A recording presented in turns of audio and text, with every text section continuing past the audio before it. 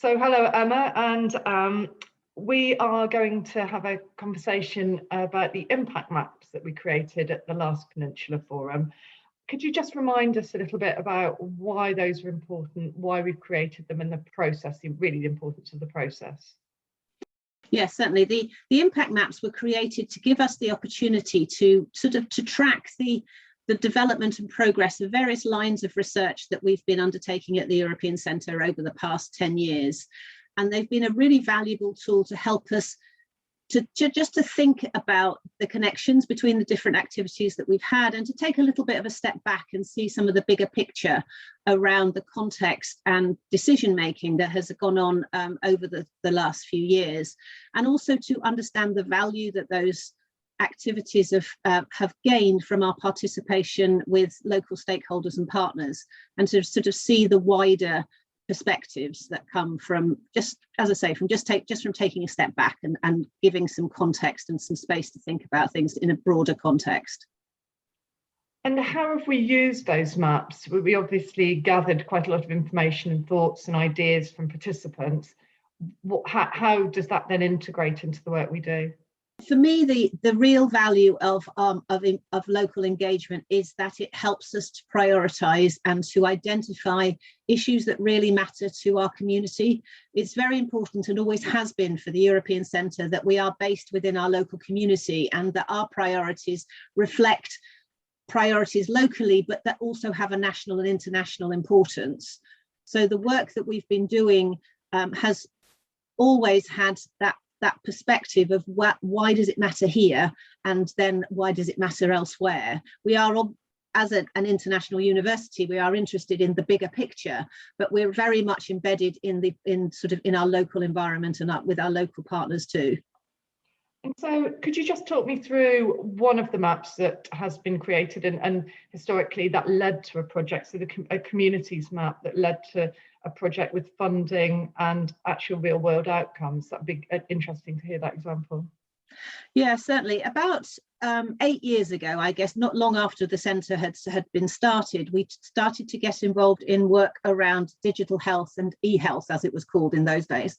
And in order to understand what was happening locally, we established an e-health and e-wellbeing stakeholder group. And the stakeholder group certainly contributed to the identification of e-health and e-wellbeing as a smart specialisation area in the structural funds programme. And that allowed bids to come forward and be funded that were focused on that area. And for the European Centre, that meant that we were able to successfully secure funds successfully for Smartline and Inclusivity, which are two significant e-health, e-wellbeing research and innovation projects.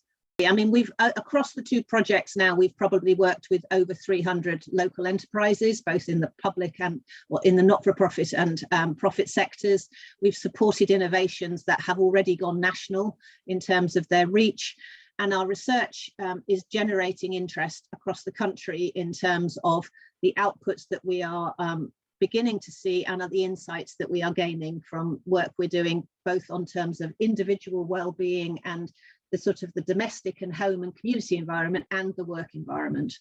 So could you just outline a little bit more detail, Emma, about Smartline and what that involves? Yes, certainly. Smartline is a really interesting community-based project. It's being delivered in partnership, led by the University of Exeter, but our partners are Coastline Housing, Volunteer Cornwall, the Cornwall Council, and the South West Academic Health Science Network. As I said earlier, it's a research and innovation project. So in addition to working with over 200 businesses locally in the Cornwall and Isles of Scilly region, we've also engaged with more than 200 householders. The outcome of that project is really starting to help us understand the connections between people's behaviours and their homes, and the data set that we're generating is unique, and as far as we can tell, unique internationally. And we've had interest in how we can use that data to more effectively understand things like if we apply artificial intelligence to that data, can we do some predictive modelling? So where you have households going into difficulties, that we can identify those triggers earlier to allow interventions to help resolve problems before they become crises. But then also talking about individuals, how they use and in some cases don't use digital technologies. So understanding more about the digital inclusion and exclusion agenda and how we can support people to understand, or to how we can understand better how people's use and expectations of digital technologies, and why they don't or do use it. And that's really important when you're thinking about the increasing move of services and access to just even news and the basic democracy of the society, how people's understandings of technology impacts on their access. So we're very much part of the national debate about digital inclusion within Smartline. And then we're also exploring a host of other issues. How do people understand data? How do people can use data to create positive behavior change? And a whole range of other really interesting issues that we are now presenting at a local and national level. Okay, well, thank you for that. And I know a little bit later in the forum, we're going to be going into a bit more detail and discussion around Smartline. So we'll continue that conversation, but thank you for now, Emma. Thank you.